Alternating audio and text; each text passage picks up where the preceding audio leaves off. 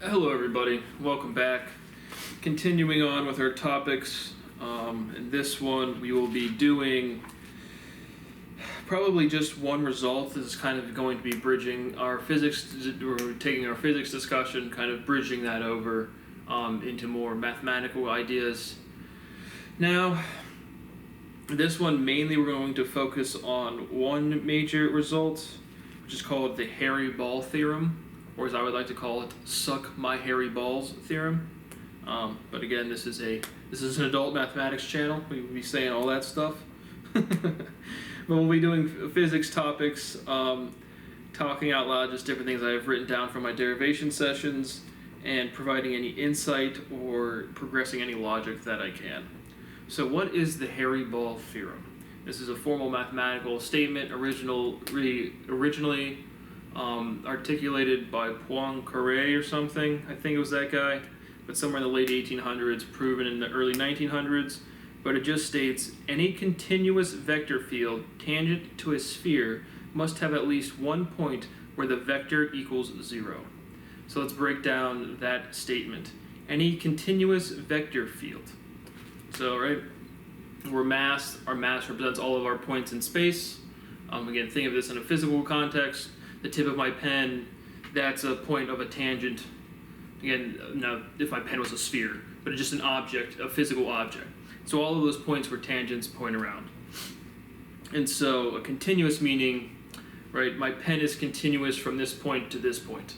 If there was a black hole, if there was just a void of nothing right here, physically, that would be a non-continuous field or non-continuous object, and so mathematically that would look like a gap in the domain. You wouldn't have, right? You couldn't. There'd be no input to the domain. You just have, it would be a gap function.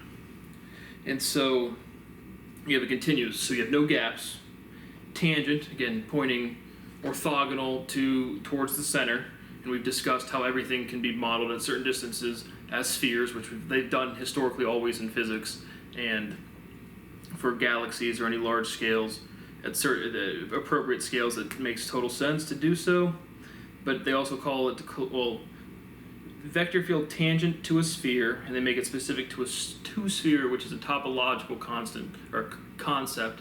But a two-sphere to research level people, that really the two there, that's dimensionality. And so when mathematicians, especially mathematicians, start saying there's more, we're going to work with more dimensions, what does that mean? I already get AIDS when physicists or anybody says, well, we're going to work in higher dimensions or more dimensions than 3, and then they go and just define nothing. So that's always good, but what they mean is a two-sphere. Just again, we're in three dimensions. It is unstabilized. That is why we exchange matter or exchange energy. Or black bodies that are radiating. I can go eat food and get fatter. I can not eat food and get less fat.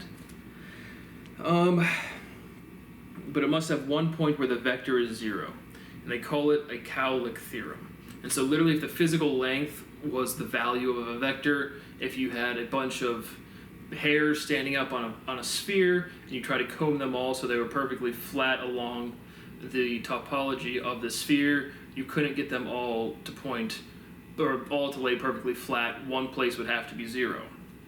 And it's super physically, intuitively easy to picture that. You just have a sphere, literally the hairy ball is fine to imagine, and then you try to comb it all, you would go to, what you would do is you would converge to a single point. And so you would have like a big like tuft of hair here, and you would have a 0 point here. So the pole, like if you took this point here on your sphere and you try to comb all of the hair down here, this way, and this way, you're gonna have a big tuft. This tuft is going to be approaching infinity. And this point where you started the combing, that's going to be your 0. That's going to be your non-zero vector. And so that's easy as all get out, but the point being is, okay, so just continuing on with the statement of the theorem, it doesn't specify where or how many zeros. Is that important? No, because they're absolutely, you can state it as a proof right now that it is not a unique 0. But if you wanted to be maximally efficient to flatness, of the vectors, then you're going to converge on a single point of 0 and a single point of infinity, guaranteed. But it says it holds for quote-unquote even dimension spheres, but again, with our iteration function, literally spell out the word 3 and literally spell out the word sphere. It's very clear that here, sphere 3, right?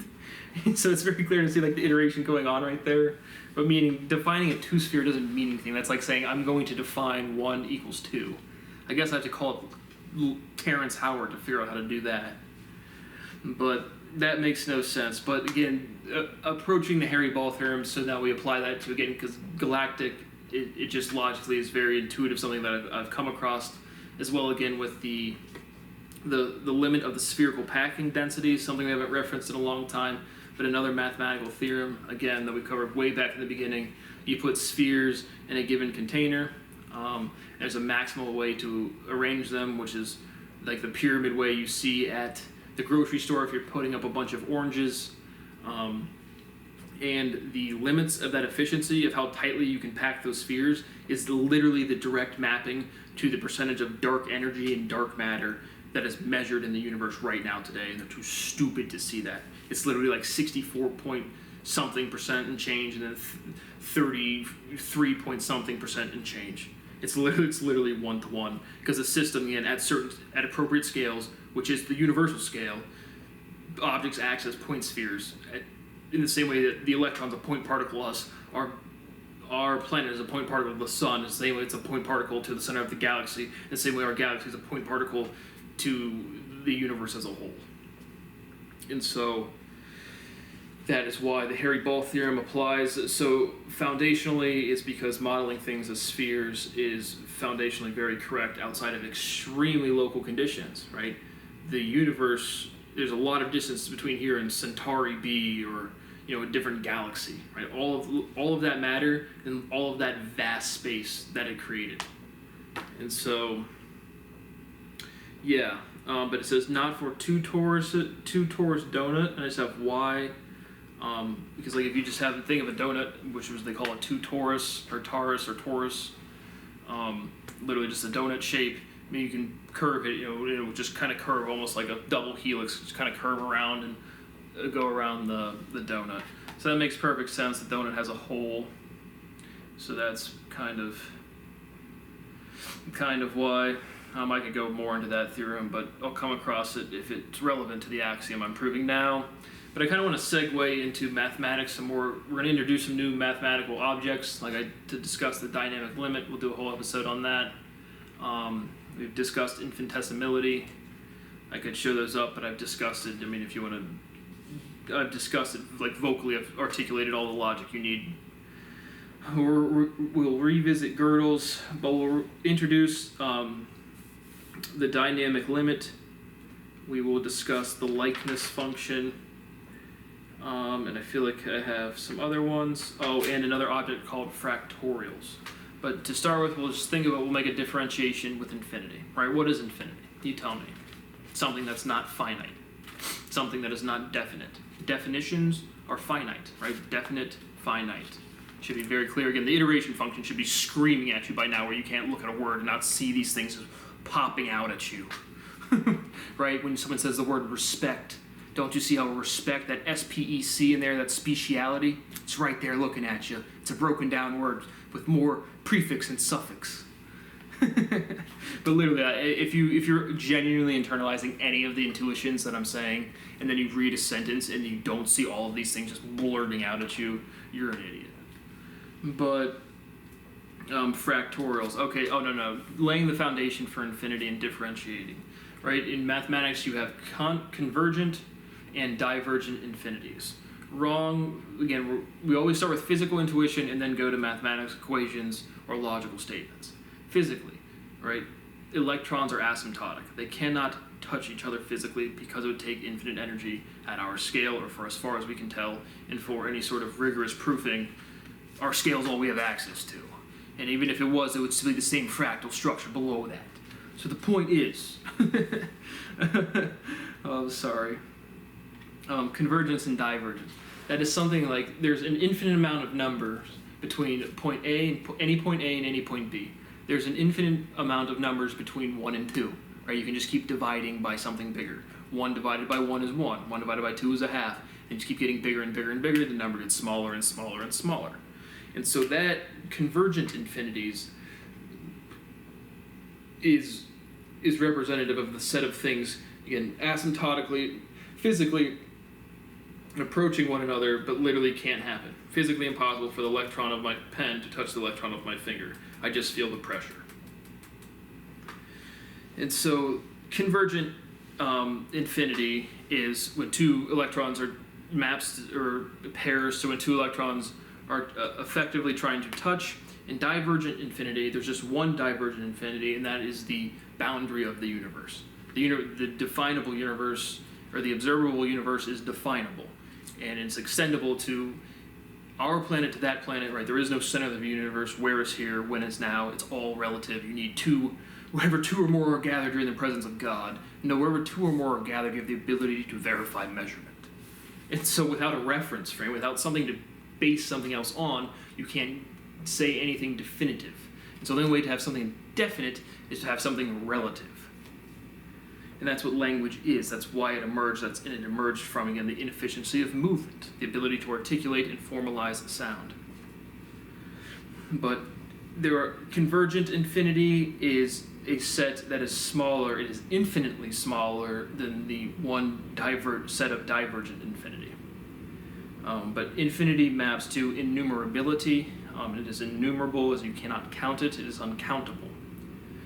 So you can't count the amount of numbers between 1 and 2, but it is intuitively obvious as to why that is a set with less elements than even the amount of numbers between 1 and 3, right? And so it's very easy to say infinite sets of lower rank. And then we get back to and that's why we introduced division as our first mathematical operator. You might have asked, why did we do division first?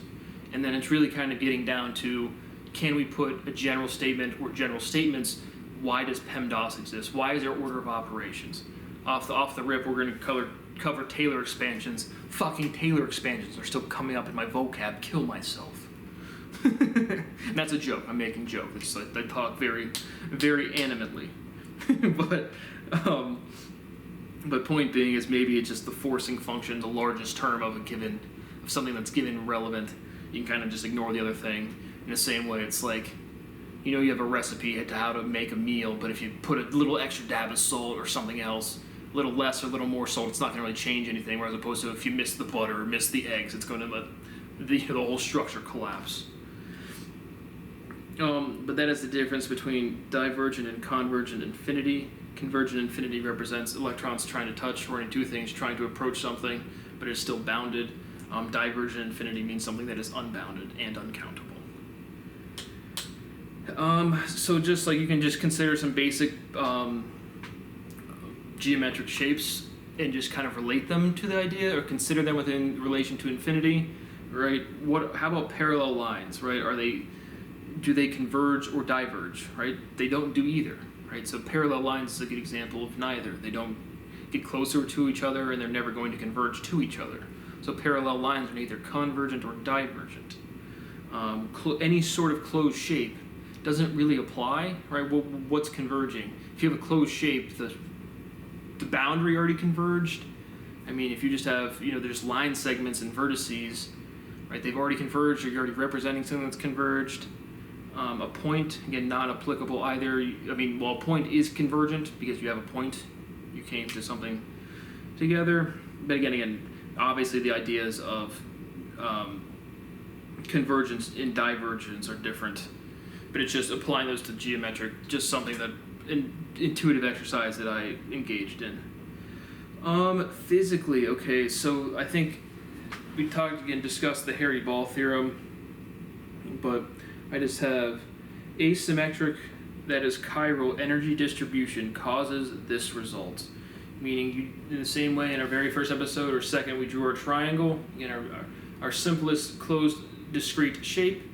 If you take the vertice, any one of those vertices, and draw a line to the center point, it is longer than that from the center point to the direct opposite side of that triangle, allowing for the things to vibrate, to go back and forth. because if that's an electron or a mass-carrying system in that point, it's going to exert a force to the center, which is going to be more than the one opposing it, causing it to go this way, and it's going to rotate, and that vector is going to precess around, causing the atom to vibrate.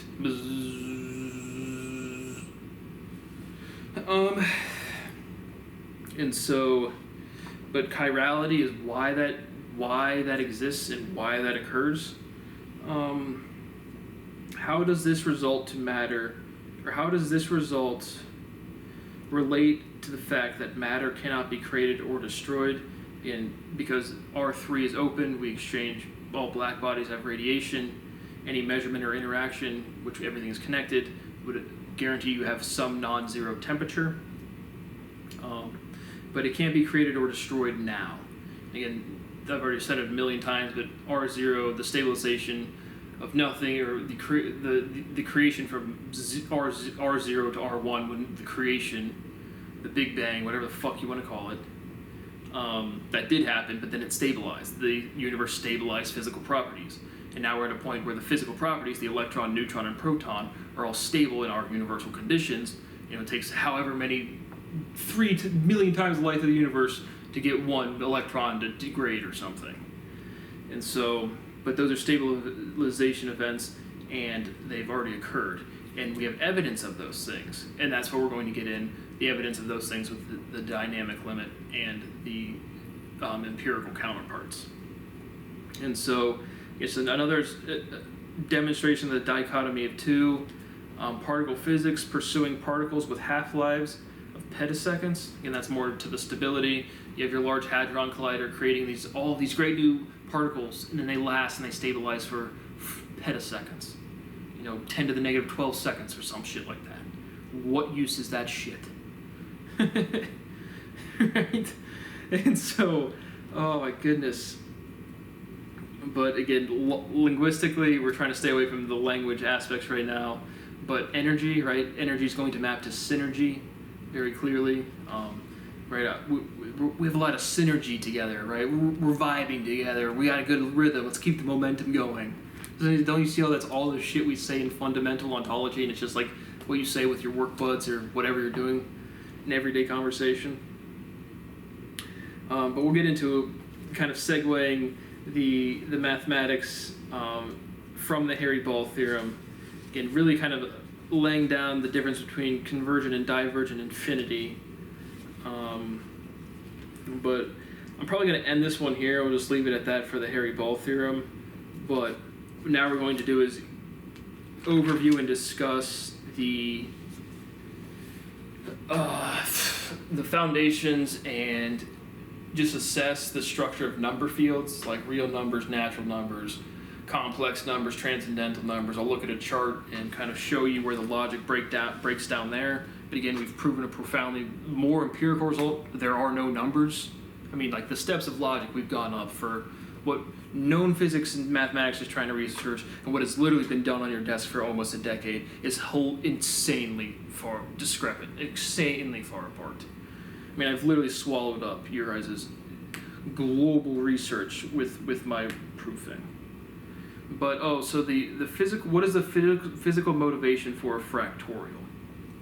So right in our division episode, we said we start with one object and then we divide it. We talked about PEMDAS in this one. Can we say anything physically? What is our physical motivations for the order of operations? Maybe, probably. It's because again, multiplication and division they don't have a higher rank. It doesn't make sense to say they have a higher rank than addition and subtraction, but they have more impact to a function. And so we can map that logic, and that's why Taylor series, the term with the highest rank, is used.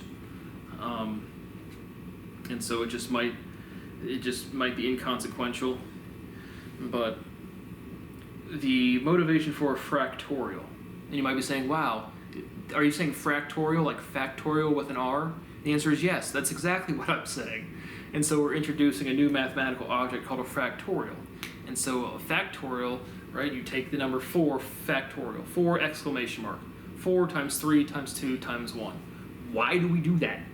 Why is there mathematics? Why does that exist? Why is that a thing? What are we doing? Well, clearly we're going back to 0 again. We have this innate desire to root things, to get to the core bottom. I'm going to get to the bottom of this. It's turtles all the way down. Whatever the fuck you want to say.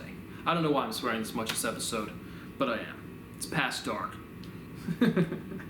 But, so now again, how small can you divide something entirely? And again, we've gone over the energy bounds. We can only probe certain scales based off the energy. We have the energy that we can transform into momentum to cause collisions and probe these things.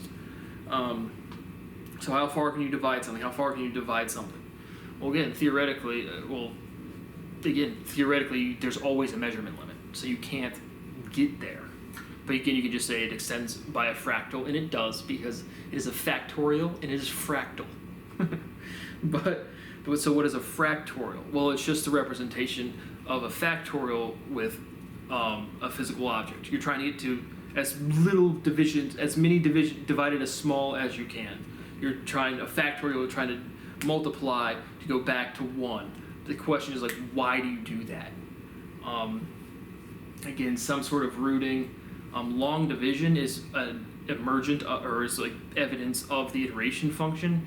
When you're doing long division, that process of, how many times does this number go into this number? What's the remainder? Carry the remainder. Okay, what's the next number? How many times does the remainder and then the next number get divided by this number? You're undoing the iteration, right? You're unwinding. You wind up a big ball of string, now you're unwinding it when you're doing long division. And so you're breaking things down. But dividing an object to the smallest size, the infinitesimality limit. We've talked about that limit quite a bit. We've talked about the Taylor expansions now in this episode. And again, there's the relevant term for a series. Again, a series versus a sequence. A sequence is just literally listed numbers, and a series is numbers or polynomials or any sort of mathematical expressions with operations in sequence. But it is a series, and it just approximates a numerical solution. An exponent is an order. Again, a Taylor series of the order 4 of rank 4. The term, the high of all the terms in the series, the highest one is 4, like x to the 4th. The entire concept of consolidation, of condensing something, it always goes to 1. If you want unification, if you want condensation, if you want to condense something, you're always going to 1. You're unifying. If you're differentiating, you're always going to infinity. And so again, it's an interplay, right? The extremes of anything are always easy to assess. What's really good and what's really bad. Killing a bunch of babies is bad. Helping a bunch of babies is good. But what about the interplay of the gray area? Of, can you help the kid in Africa if you have to jaywalk? Well, how about if you have to commit fraud? How about if you have to commit murder? So it's like, where's this, like, the gray area is always where the real interesting scenarios come to play. The extremes are always easy to solve, or always easy to assess. And so a fractorial is just the intuition of dividing something to its measurability limit at the smallest scale. Again, I said, what is a polynomial? I will go over more of this. I'll do this. There's more mathematics concepts. But I covered some today. I kind of want to go into more detail on these other ones. Yeah, I will do another episode tomorrow of more language and mathematics. Again, we'll do a lot of mathematics, formal mathematics, just discussing the basics, going over where this intuition provides new insight, where it proves things, where it solves things, and where it introduces new mathematical elements. So thank you for watching, and I will see you tomorrow.